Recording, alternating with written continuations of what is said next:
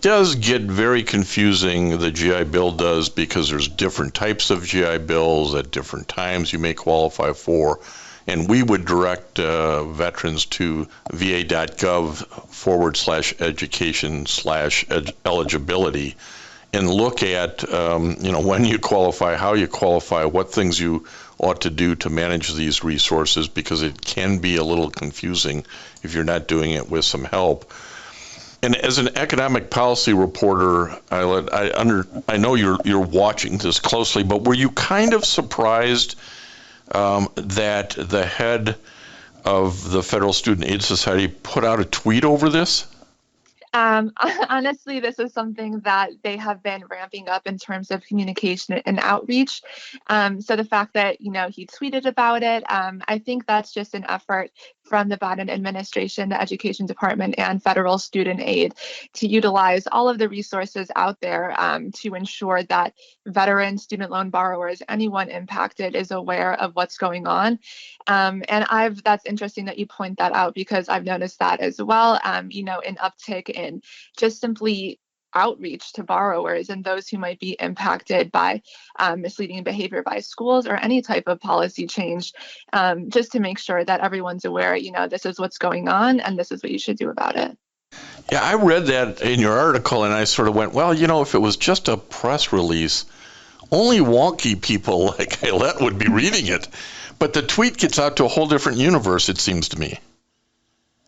Yeah, exactly. I mean, you have younger people on Twitter, on social media these days. So you're exactly right that it will appeal to a different audience and a different crowd where people might not know to go to, ed.gov to see this press release. They'll also have it on other forums as well. So I think it's definitely a useful way that they're choosing to get this information out and make sure everyone's aware. So you're in the Washington, D.C. area and watch government closely. So I want to ask you about some language used that seems to me to be code words, like potentially bad behavior schools or student loan companies. Did they name names, or do you just, if you're a bad behavior school, do you know it already? Yeah, that's a great question. So they did not name any names. I think this was a very broad warning saying, if you are engaging in bad behavior, watch out.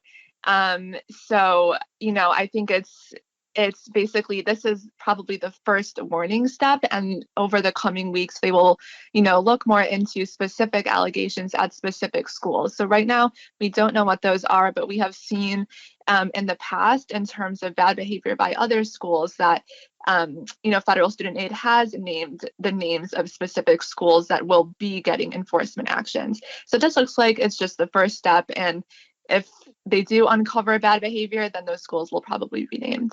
Yeah, it just seemed like, this was we're going to warn all of you folks before we come after the bad behavior. And but they did, and you mentioned it, but let's repeat it. They did identify some bullet points of what constitutes bad behavior, and I think it's worth repeating so that if you're a veteran or a veteran family member and you hear this going on, pump the brakes. You should be thinking, hey, I remember this isn't the way it's supposed to go.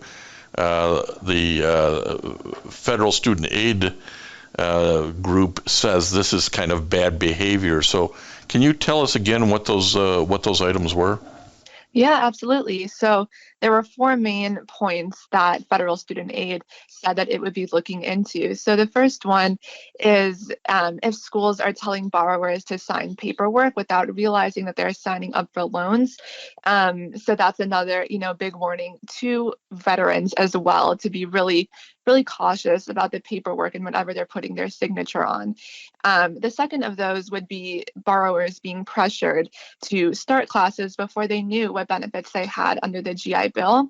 And along with that, it would be encouraging those borrowers to enroll in programs that may not have been approved for the GI Bill benefit. So that would require them to take out loans to supplement that cost, and loans that they might not even be able to afford. And lastly, borrowers might be hit with a surprise bill for student loans that they did not even realize that they had applied for. So that ties into the whole, paperwork issue, just being really, really weary and really cautious of the types of things that you are being asked to sign to make sure you're not, signing your name on something you cannot afford. Yeah, it goes back to that old, if it sounds too good to be true, it probably is, as somebody is telling you, oh, don't worry, it's all covered by the GI Bill, but you need to sign this here. They're not telling you that in case the GI Bill doesn't cover it, you're agreeing to cover it on a loan. So yeah, you have to be cautious, and veterans, family members of veterans, when you hear some of this, as I said, pump the brakes a little bit. This is a confusing area. The GI Bill has always been somewhat confusing for folks. There's a lot of hoops to jump through to make sure you qualify. Your school's got to qualify. Your program's got to qualify. The classes have to qualify. So it's not a hey, we cover everything for anybody. And it's also a confusing time because there's all this talk about student loan repayment pauses or forgiveness. Again, you're in Washington, you're watching this, some things have broken today. Tell us what's going on student loan payments. Listen to this full episode and more on the Apple Podcasts app, Blog Talk Radio, Google Podcasts, or iHeartRadio. And now streaming on Amazon Music, Audible, and Spotify.